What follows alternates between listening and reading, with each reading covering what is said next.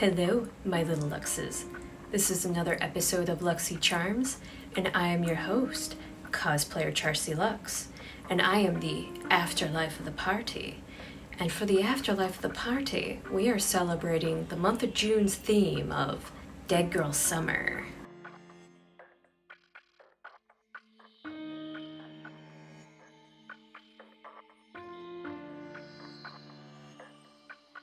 Hello again, and once again, welcome to Luxxy Charms. So we are going to kick off this month's theme of Dead Girl Summer by doing a movie review on a horror movie that not a lot of people talk about. And we are going to be talking about the 2014 film called Paranormal Island. Now, if you are brand new to my channel, welcome. All freaks and weirdos are welcome here. This is a safe space for us all to talk about the strange, the unusual, ghost stories, and of course, horror movies. And also, if you are coming back to my channel, welcome back, and thank you for continuing to come back and to join me on these themed months and us having fun talking about the little things that we enjoy in this lifetime anyways.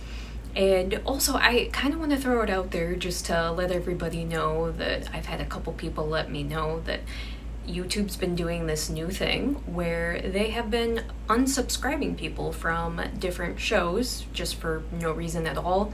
I've also noticed that I've been unsubbed from several other channels that I was following at one point in time. So if you wouldn't mind double checking and making sure that you are still subscribed to my channel, that would be greatly appreciated. And if you are brand new, please like, please subscribe, please come join the Luxxy family. Now, I will have a little bit of good news and a life update, but I will save that for the end of the channel. So for now, let's kick off and get started on talking about Paranormal Island. So we must begin by giving spoiler alerts. So if you have not seen this film, be forewarned. I do dive into the entire film and talk about everything. So if you don't want any spoilers, please be forewarned. And viewer discretion is advised. And per usual, we will talk about the cast and the crew of the film. You have Lance Henriksen as Carl, Brianna Evigan as Ivy, Randy Wayne as Mike, Ben Elliott Pez as Jerry, Sarah Carges as Lori, Tony Vale as Andy, Joe Farina as Officer Becker, Clem Haley as Self, Ashley Lobo as Sheila, Rob Hardman as Ron, Eva Murray as Janet, Ben Martin as Scott, Brian Christensen as Sam, Patrick Garudi as the voice of the caretaker, and director and writer is Marty Murray. And as always, I apologize if I butchered anyone's pronunciation of their names. We all know how well I can speak and how I can cold read and how I can say names, so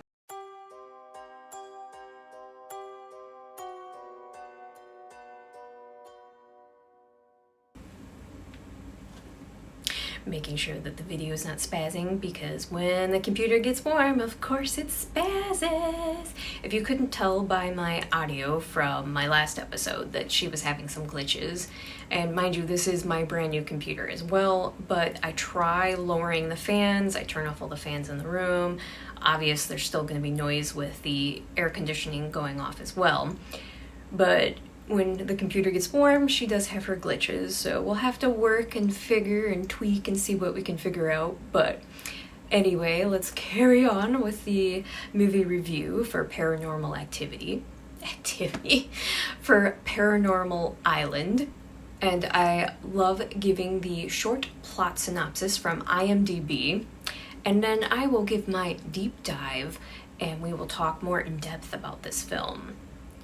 3 college friends get their last summer job at a summer party destination, only to find that it isn't that fun at night when the caretaker comes to clean up.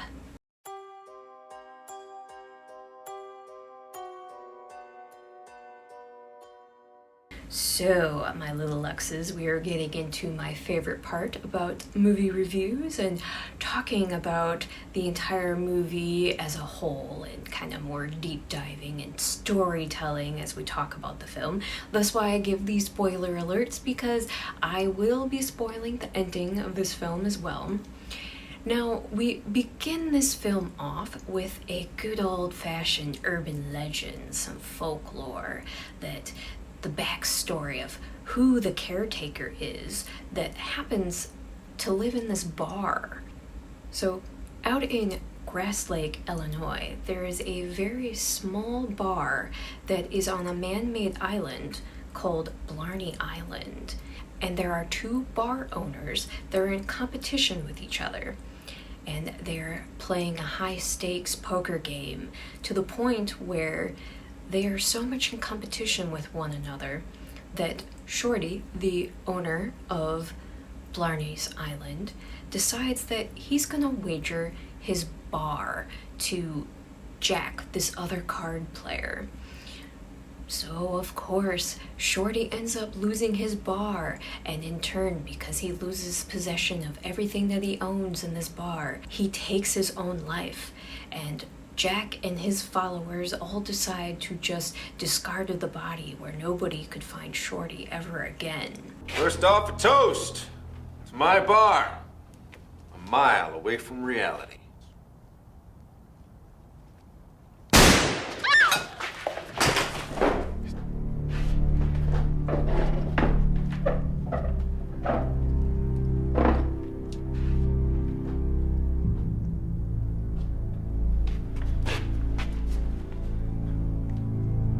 Thanks for saving me the trouble.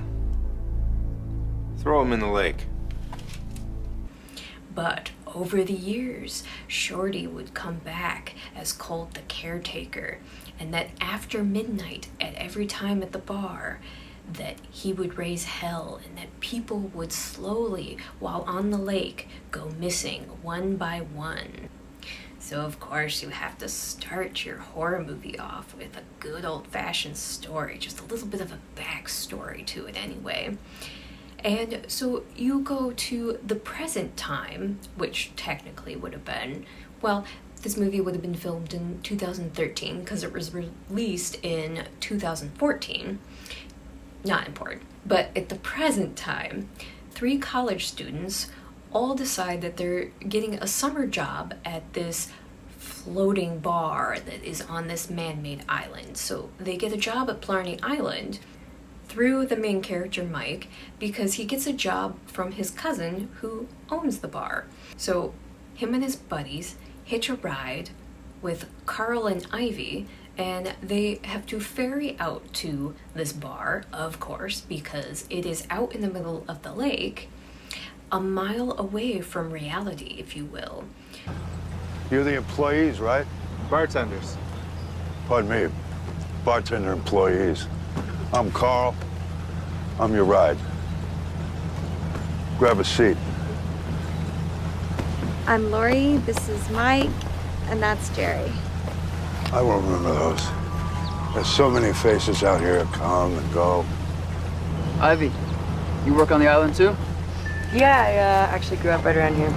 So they go out to the bar, they're introduced to everybody, they're taught where everything is, they're shown the bar, what their jobs are, and what they need to do.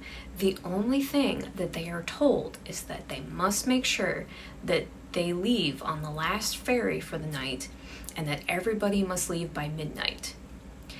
Now, what everybody else doesn't realize right away is that Mike decided that since he's this big college guy and everything, that his profession is to basically debunk and disprove of the paranormal. So he wants to come out to this island, out to this bar, and he wants to hear the story of the caretaker. He wants to listen to what all the locals have to say about the missing people and what else weird things happen here. So he's recording and he's documenting at the same time that he's supposed to be at this bar working. Yep, it's a bar in the middle of a lake. The infamous Haunted Island Park. Hey, you guys look ripe for advice, so I'm gonna give you some. Get off this island after closing. What? Why? Yeah. Nothing good happens after hours. People lose respect for this place and they act careless. And use this as a theory for his college thesis. But of course, Mike comes off as a gigantic dick when it comes to Ivy, who is a local that lives in the area and works at the bar, and tries to brush off that he's so much better than everybody else because he's well educated and he goes to college, not realizing what a pretentious dick he sounds like. Dick. God, I don't know why that keeps happening. Don't be like Mike, guys. Don't be like Mike. Be well educated, yes, but don't be an arrogant asshole. Ugh. If you see this film, you will see that Ivy stands up for herself and does a very great job of telling him, like, you know, sometimes people who just live in the real world and work, that's what they have for life. And honestly, sometimes that is a better option anyways, because if we haven't figured out by now, college kind of feels like a gigantic scam. But anyway, I digress. The night continues and you have them all having fun, they're serving drinks, and you have Mike's buddy Jerry, who is a playboy, man whore. He's more into having fun instead of working and being serious. But it gets to the end of the night to where the bar closes up and everybody's leaving.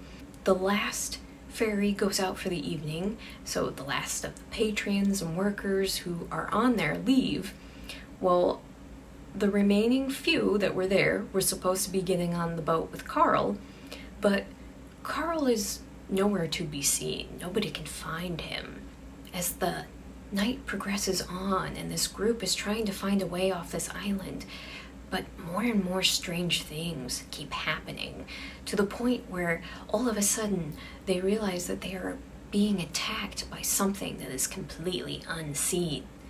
Is it the caretaker, or is it something else completely more menacing than what the caretaker could be? Some people have disappeared, others have drowned due to a mysterious ghost-like figure that has pulled them underneath the deep waters. Hey, yeah, bro! Turn it up and get your ass over here!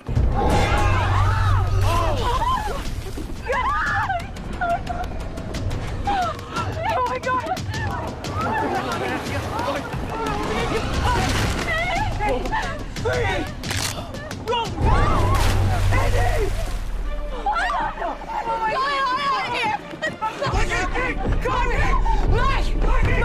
Mike! No, don't go out there! To where you have the last few who are still remaining, and they come up to figure out what the true mystery is on this island. That the caretaker is in fact real, and that he is seeking revenge on this bar, and he wants it rightfully back. Unfortunately, he has been taking several souls with him throughout the years, but these other remaining souls that the caretaker has killed throughout the years has now rised above and decided to help this group in the end. So with the help of all the other ghosts, the remaining few are finally able to survive, and Carl has finally come back and has rescued the last of the survivors. But we end off with, it's just the mystery of the island. It's all just urban legends and folklore. There is no ghost that lives on the island. It's just some unfortunate events that happened to a bunch of drunk college students.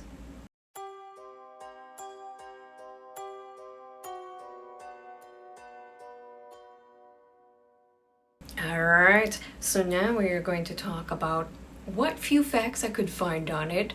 But with the few facts that were in this, one of the main points that I had noticed, I'm not a poker player, so I obviously didn't notice this, and this didn't bother me. But when I was reading reviews, I saw a lot of people that were very upset with this movie because they messed up at the poker game. In the very beginning, the guy who ends up winning the game has a straight, Shorty, the bar owner who lost, who was the caregiver, he had a flush. Like I said, I don't play poker, so I did not know that a flush beats a straight. I got you. You're out on your ass. This is what you get when you put your bar right next to mine. Now I'll torch that dump down. Yep. Once again, you did it. Oh yeah, I did it all right. I did it. Came up short. Straight still beats a flush. Drinks are on me. In my house. I told you should have called it and gone home.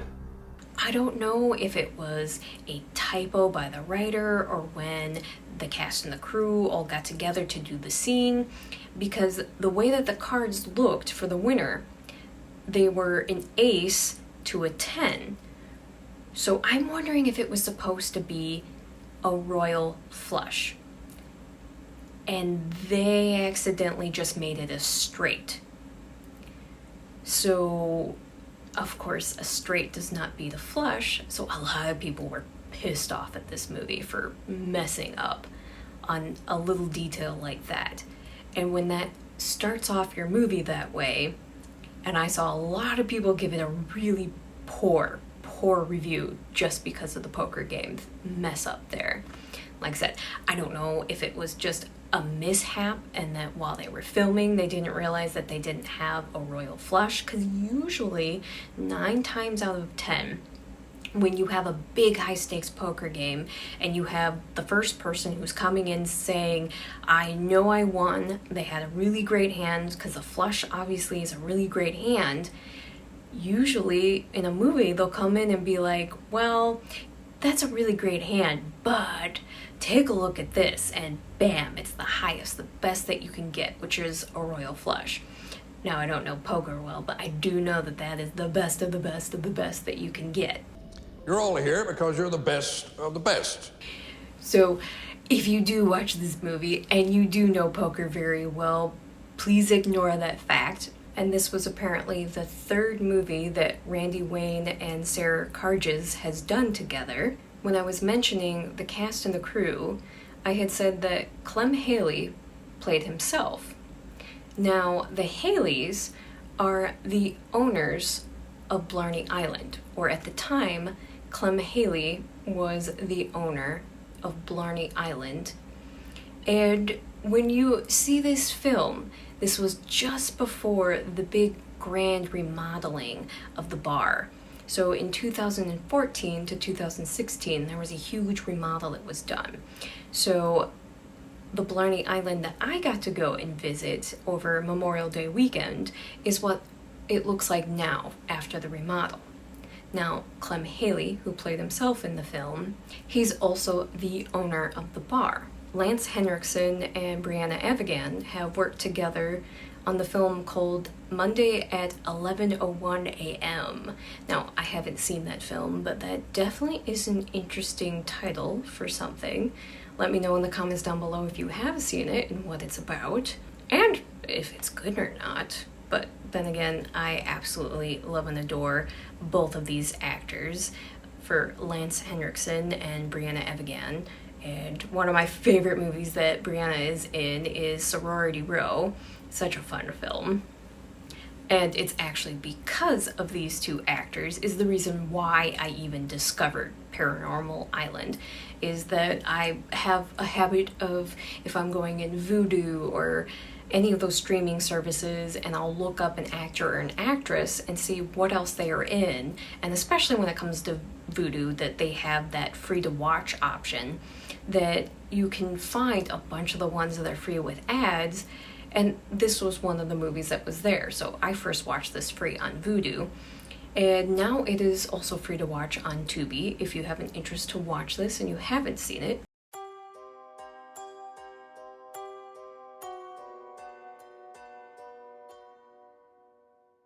So, my thoughts on the film. Obviously, this is not a blockbuster, huge winning movie, but I have a huge appreciation for it. One, because of the fact of its location. And yes, I got to go and see Blarney Island here very recently when I realized that this place is only 2 hours away from where I live. So me and my husband and our friend Sean went out there and got to see the place. So coming up soon in my next episode for my coffee and cosplay for Dead Girl Summer, I'm going to talk about my vacation and going out to Blarney Island and actually getting to see it on site, up close and personal. And I'm also going to talk about the actual folklore and urban legend that is around Blarney Island, because we all know how much I love and appreciate urban legends, and that this film is based loosely on the true folklore tale that they do tell for Blarney Island. So I will gladly also talk about the history about it and the bar, and also dive into that. And so continuing on anyway, I like this film, and I'm going to use that word that I love to use for my cheesy, low-budget horror films. It's a fun film. Is it serious? No. Is it a good film? No, technically not. If you are a huge movie buff, like you are like so deep into it, you're not into the shit binges, you're not into the low quality films, this is not the film for you. Do I recommend it? I recommend it to those that just kind of has an appreciation for just really fun, low budget. And I love this one because it has that feel of nostalgia, especially for me. It's filmed in my area, so if you kind of want to know what it's like in the area that I live, it's kind of like this, except this is lake life. Or is you're slowly going to learn that Blarney Island is now the Key West of the Midwest, but it's a mile away from reality. So no, it's not a great film. I know it's not a great film. So most people are going to put this at mediocre, pretty low. But I like this film. And like I said, I probably have a little bit more of an appreciation for it just because of the fact that, one, Lance Henriksen is in it. He should have been utilized a whole lot more. Way more. His character was one of the best parts of the film, and him being able to narrate and use him and utilize him and his voice, it was so good having those little bits and pieces with him in there. But you definitely wish he was in it more. And then you also have Brianna Evigan. I love Brianna's character. Her character was real, and it was down to earth and relatable. And obviously you can't stand Mike's character, and he seems like a gigantic douchebag the entire time, and his best friend Jerry is a horn dog and not serious at all. Granted, he's a fun character. So I have an appreciation for having some of my favorite actors and actresses in this film, but I will have a little more appreciation of it too, because after I watched it, after physically going and being there, oh my gosh, it felt so weird, like seeing the scenes and being like, oh, I know exactly where this is at now. So I will say, if you have the chance to go and visit Blarney Island, I definitely would try and take the chance and then watch this film, or watch the film, go to the island, and then watch the film again and have a different appreciation for it. Because it is weird if you know the location of where something is filmed. And of course, horror is my bread and butter, and this one is probably going to be a comfort film of mine just because of that nostalgia and everything. Well, my little Luxxes, I want to thank you so much for joining me here on another Luxxy Charms, and joining me for the comeback of Dead Girl Summer, and for listening to me talk about a horror movie review on the 2014 film of Paranormal Island. Hopefully I've been calling it Paranormal Island for most of the time. I knew I slipped up a couple times and it said Paranormal Activity. I don't know why it seems so hard, but here we are.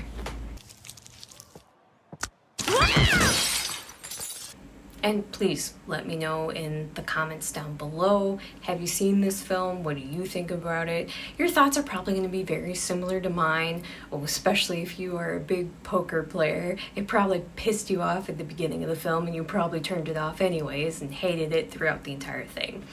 Just know it's based on a true story and that poker game really did happen.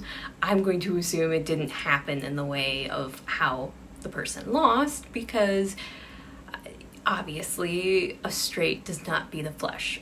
A flush beats a straight. Now if it was a royal flush, that beats a flush and a straight. Anyway, back to topic. Oh yeah, so if you have seen this film, please let me know what you think of it. Please let me know what you think of it. It's been a long week. So to my news and everything, a nice little segue into me talking about it. As you all know, I've been having a very rough time between my job and also just dealing with life stress and things going on in my personal life, that I finally just realized that I need a month-long sabbatical and I needed to get away from the job that I'm at. And I have been working full-time at this small-town bank, and for a while it was very, very good. It was a great job when I first started there, but unfortunately we got a brand new boss, and he decided that he was going to start changing things around. And then he's still just scratching his head and he can't figure out why he can't hang on to workers. Even if you are spelling it out straight to his face now and letting him know, like, hey, you're kind of the problem here, it's not getting anywhere. So about 2-3 months ago, while dealing with crippling depression, anxiety, and other problems that are just so overwhelming, I finally broke down at work and sat with my boss and my head cashier and told them that I had an issue and a problem and that I was on the verge of wanting to quit. And they wanted to know what things they could do to improve things, and I mentioned this to them. Well, my mental state is not improving and I'm feeling worse. So as of Monday, I had officially given my notice of resignation. I didn't give 2 weeks notice. I'm actually going to be working until July 3rd. But as soon as July 3rd happens, I am officially away from that job, and I'm going to be focusing on, for an entire month, just enjoying doing my Luxxy charms, doing my Charsie Luxxx cosplays, and just enjoying this content and being able to do the thing that I absolutely love. And I think that's why my depression was just getting so awful and so horrible, is that I went on the vacation for Florida, and as soon as I got back, and I just realized how much I hated working there. And it's like, how can I want to go and work at that job that I despise, and then I come and I do my recordings and I do my edits and I absolutely love it, but it's just my hobby. And it's like, I don't care if I'm not making any money doing this. I absolutely love this, and this brings me joy, this brings me life, this brings me passion. So for my sabbatical, I just want to focus on doing this.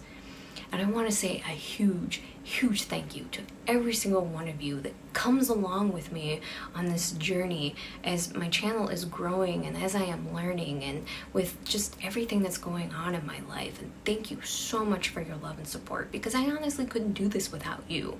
And that I'm so excited to see where this journey takes me. And obviously it's just going to be for a month, being able for me to reset and everything, and then I'm going to be trying to find a job from there. But I really want to see what I can do in that month period and just enjoy myself and be selfish for myself for once, because it's like I'm always thinking of like so many other people and things, and I'm thankful that I have the opportunity to take a month off as well, and anyway, I'm just rambling at this point, but thank you so much for joining me here on another Luxxx Charms. And once again, if you're brand new here, please like, please subscribe. If you're already subscribed, please make sure that you are still subscribed. Tell me how your week went. Just let me know how everything is going with you. It's a really rough time out there in this world, and let's just all show love and kindness for one another and just hype each other up. As my cat likes to scratch on the door. Many months later. So much later that the old narrator got tired of waiting and they had to hire a new one. Tomorrow. You wanna come do my outro with me? Come here. Come here. Come on. Get it, girl. Hi, baby. Callie wanted to say goodbye as well as I do my outro. She's such a little puddin'. And a little terror when she wants to be. Yes, you are. Yes, you are. So, thank you once again for joining me here on another Luxxx Charms. And if you would like to follow me on my other social medias, you can follow me on my Twitter for Charsie Luxxx with 3 X's, or on my Instagram for Charsie87. And I'm super excited to be doing more content on there as well. I'm always distracted by this cute little fluff ball. We have more fun to come for Dead Girl Summer. Also, I love to say that I'm the afterlife of the party now, and Nathan, you had mentioned in the comments before that you wanted to steal that. Go ahead, steal away. In fact, come join. Ooh, she almost falls off my lap. Hi. My goodness. You can't just fling yourself. Anyway, please come join the afterlife of the party with me. Which Callie almost gladly flung herself off my lap and joined the afterlife of the party. Please don't do that, kitty. So please come join me in the afterlife of the party. And no matter what time of the day it is, my little Luxxes, I hope you have a Luxxx Charms kind of day. Bye. I would come and do the normal bye, but I got a cat in my lap. So, bye.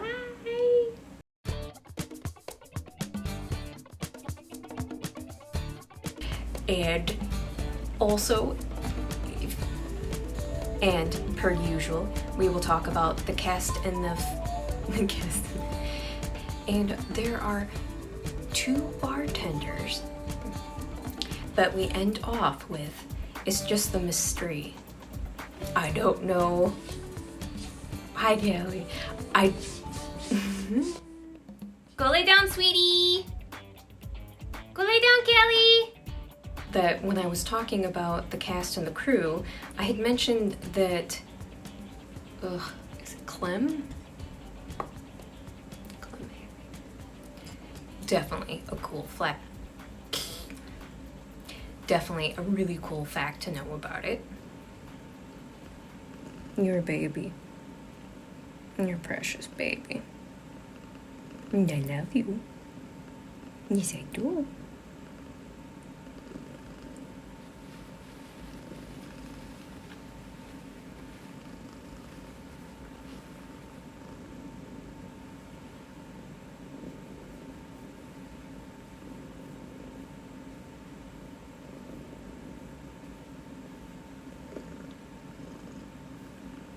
Your baby.